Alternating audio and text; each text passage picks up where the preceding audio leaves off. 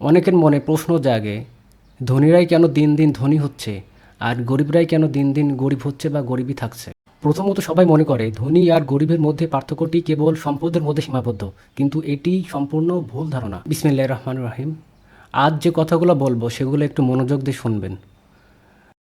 অনেকের মনে প্রশ্ন জাগে, ধনীরাই কেন দিন দিন ধনী হচ্ছে আর গরিবরাই কেন দিন দিন গরিব হচ্ছে বা গরিবই থাকছে।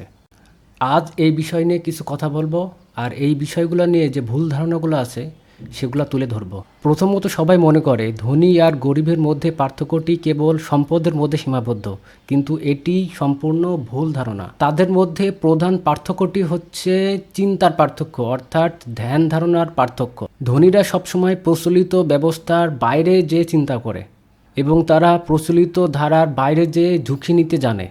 তারা জানে পৃথিবী বদলাচ্ছে, সাথে বদলাচ্ছে মানুষের আচার আচরণ ও সংস্কৃতি। তারা এই পরিবর্তনশীলতার মধ্যে থেকে সুযোগ খুঁজে বের করে, যেখানে অন্যরা শুধু সমস্যাগুলো চোখে দেখে। উদাহরণস্বরূপ, আজ থেকে 15-20 বছর আগে বাংলাদেশের প্রেক্ষাপটে রাইড শেয়ারিং বা অনলাইন কেনাকাটা ছিল অকল্পনীয়। যখন বিকাশ বা পাঠাও শুরু হয়েছিল তখন অনেকেই ধারণা করছিল এগুলো চলবে না, কিন্তু তারা প্রচলিত ধারার বাইরে যেয়ে চিন্তা করেছিল এবং সেই সুযোগগুলো কাজে লাগিয়েছিল।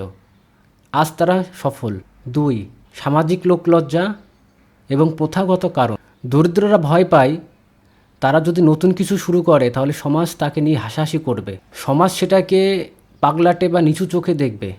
তারা নিজের ইচ্ছা থেকে লোকে কি বলবে এটাকে বেশি প্রাধান্য দেয়। ফলে তারা সে পুরনো গণ্ডিতেই আটকে থাকে। আমাদের দেশে একজন গ্র্যাজুয়েট কমপ্লিট করার পর যদি ইউটিউবিং শুরু করে বা ছোট ব্যবসা শুরু করে, তাহলে সমাজ ও আত্মীয়স্বজন তাকে খুবই তাচ্ছিল্য করে। তারা চায় ওই ছেলেটি বা মেয়েটি কোনো অফিসে যেয়ে কাজ করুক, যা ধনী বা প্রগতিশীল চিন্তাধারার মানুষেরা কখনোই তোয়াক্কা করে না। 3. শেখার মানসিকতা বনাম জানার অহংকারের কারণ। ধনীরা জানে তারা সব কিছু জানে না, তাই তারা সবসময় শেখার মধ্যেই থাকে। অন্যদিকে পিছিয়ে থাকা মানুষেরা মনে করে তারা সব কিছু জানে।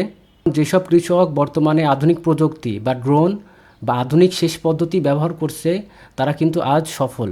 এখানে পার্থক্যটি কেবল টাকার নয়, নতুনত্ব মেনে নেওয়ার পার্থক্যটি এখানে মূল। 4. দায় বনাম সম্পদের পার্থক্য। একজন সাধারণ মানুষ টাকা এলেই প্রথমেই দামি মোবাইল ফোন বা গাড়ি কেনার কথা চিন্তা করে। অন্যদিকে ধনীরা কিন্তু সেই টাকা দিয়ে সম্পদ তৈরি করে, যা ভবিষ্যতে আরও টাকা আসার পথ তৈরি করে। উদাহরণস্বরূপ, শহর অঞ্চলে দেখা যায় অনেক সময় সামর্থ্য না থাকা সত্ত্বেও কিস্তিতে দামি গাড়ি বা মোবাইল কেনে, কেবল সামাজিক মর্যাদা রক্ষার জন্য।